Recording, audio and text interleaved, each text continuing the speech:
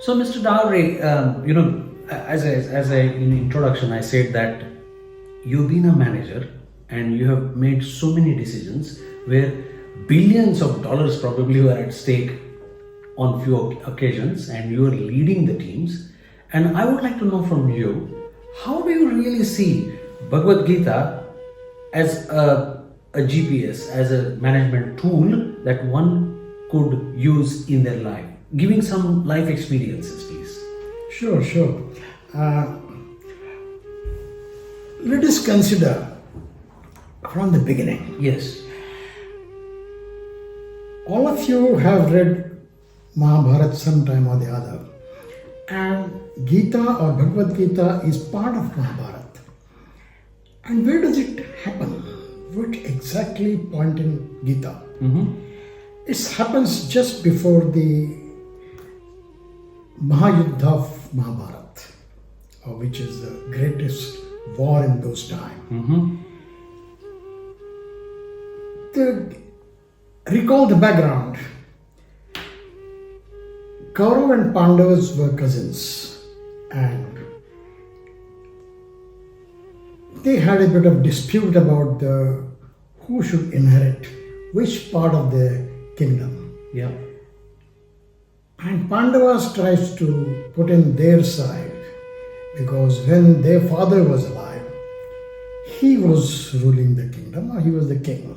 Because Kaurava's father, Dhritarashtra, was a blind person. Hence, Pandu, who is Pandava's father, being the younger brother, he was given the charge of resident, but subsequently he was coronated as king and he ruled that kingdom. Subsequently, Kaurava's nature was different than that of Pandava's. Hence, they didn't agree upon how to proceed with the division of the kingdom. Yes. And that's how the stage came to war. Yes. And the beginning of Gita is around that time where the forces from both sides have gathered at the Kurukshetra. Kurukshetra is the area in the North India, and which is a land which is plain land, and huge plains in which virtually thousands of soldiers can actually fight a war. Hence, that was chosen as the battleground. And in those days, the war used to be of course something known as Dharma Yuddha. Yes. That means they'll fight from sunrise to sunset, and thereafter both the forces will take rest. No attacks on each other during night, Yes. unlike the present day. And at the beginning of the war, or before the war commenced, Arjuna requested Yes. Lord Shri Krishna that he should position the chariot of Arjuna in the middle of both the forces. Yes. And tell Arjuna what exactly is Arjuna looking for. The forces, who's leading forces, and who are in the opposite side of Arjuna, and who are the yodhas or warriors on Arjuna's side. So it is like Arjuna, if I look at him as a modern day manager, he's trying to understand the challenges ahead of him. He's trying to understand if he's in competition in a sales department, marketing department, he needs to survey the market. He needs to understand what is my competitor doing. Is that what the message is? Absolutely it is. Okay. And you have put hit the nail on the bull, and that is what we call it taking a stock. Correct. Taking stock of the situation. Yes. What situation I am in. And that's how the shlok describes in Gita. Senayoho ubhayor madhye ratham sthapaya me achyuta. Achyuta is the honorific for Lord Shri Krishna. Yes. And Arjuna requests Lord Shri Krishna that my chariot be positioned in middle of both the forces so that I can take the stock of situation. Yes, yes. And you please advise me what is the situation. So this is in a way that a guidance to anyone who's having some crisis in his life or in his career or whatever work he is doing, that first of all, he needs to take stock of various situations. Okay. And one of the points in this setup of Kurukshetra, Arjuna is the way the story has described him as one of the greatest warriors, and he is somebody who could have easily had an ego, but he has actually surrendered in front of Krishna. So he is accepting someone to be superior to him. And I think again, a modern day manager has to accept that there could be somebody who is going to be better than you, and better listen to them and get a pathway to your career, pathway to growth. Is that how the message can be?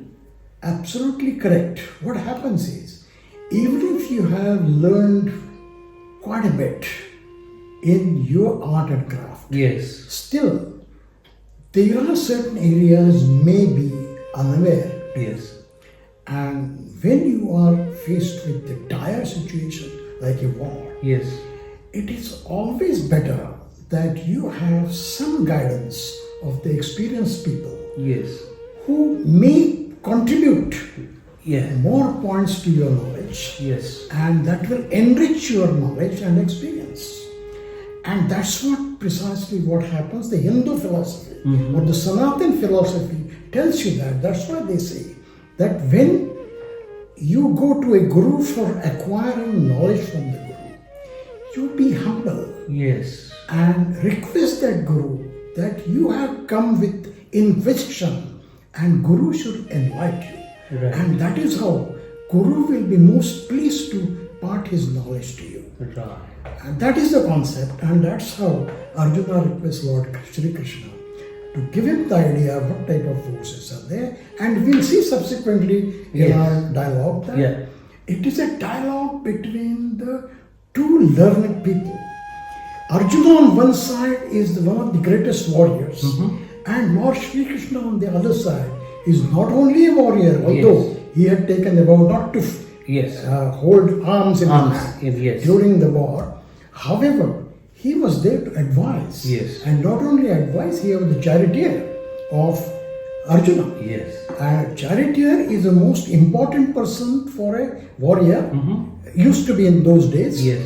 And not only advise, he is all the time with the warrior and giving him all sorts of assistance. A question I have in mind is, in your career, do you think there were times when you were challenged and you felt that, okay, this is going to be my Krishna, this is going to be my guru, and take some advice without having any ego? Have you approached to people? Of course, I did come across various situations wherein I felt that advice from some learned people who are more experienced than me Yes. was always useful right from the beginning of my career. To quote a small example, That's what I am interested in. okay, Yes. that was a very beginning in my Air Force career. Although all the training etc. was over, I was commissioned in the flying branch. In those days it was a general duties branch, which was the ruling branch of the Air Force, which is supposed to be administrative branch as well. Okay. In the sense they are supposed to be the commanding officers and administrators of the setup under them. Within first 3 years or so, there was a sad accident in the squadron. Yes. Accident was of a nature wherein the hangar doors, Yes. aircraft are kept in hangars, which are huge aircraft storage facilities. Yes. And the doors of the hangars were quite heavy, although they were on the wheels. Yes. And those doors while closing, in those days, I'm talking about in 1960s, Yes. the automation wasn't there, so those hangar doors were manually pushed to close. Okay. So about 8 or 10 people you require to push those doors and close them. So while closing the doors, the accident happened, and one of the men who fell down during that pushing the door, Yes. and unfortunately he passed away. Oh my God.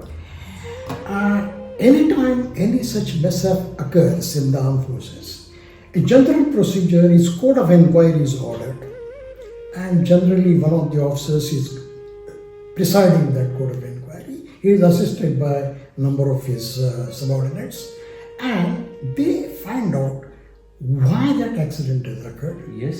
and they give the suggestions how that can be avoided. So when I was appointed as the presiding officer for that code of inquiry, although I had not done similar code of inquiry earlier, Yes. but I had done other codes of inquiries, and I had some experience, not only theoretical as well as practical experience, how to conduct a code of inquiry. However, this was being of a different nature, where a person has died Yes. while that incident occurred. So I felt it would be appropriate for me to take some guidance from the experienced people Yes. who have more knowledge than me, Yes. so that whatever job I am doing, I'll be doing the best of that job. Therefore, I approached one of my senior officers, a wing commander at that stage, whose name was Wing Commander Benegal, and he was the commanding officer of the unit. And I asked him, "Sir, would you guide me how I proceed with this inquiry?" Of course, his first introduction was, "You have to learn on your own. However, I'll give you a piece of advice." Okay. That's how it starts normally, Yes. from a learned person or a guru. Yes. But doesn't matter, he gave me such a good insight Yes. that I didn't have to look back thereafter. That was the first experience in which I realized there is an importance of a senior person or a guru who's more learned than you, and he can, or his contribution Yes. can make your job more easy, and you will be able to do a fantastic job, whatever you may be doing. Oh, that is really, I mean, awesome experience that you have shared. And I think another aspect to me of Bhagwat Geeta is this clarity in decision making. Bhagwat Geeta talks about how you have to be clear in your life. As a manager, I'm supposed to have that clarity because I'm the leader. I'm going to make a decision. How would you say that is Bhagwat Geeta explains that as a clarity in decision making by a manager? All right, you are absolutely on the point, and let me quote one of the shlokas.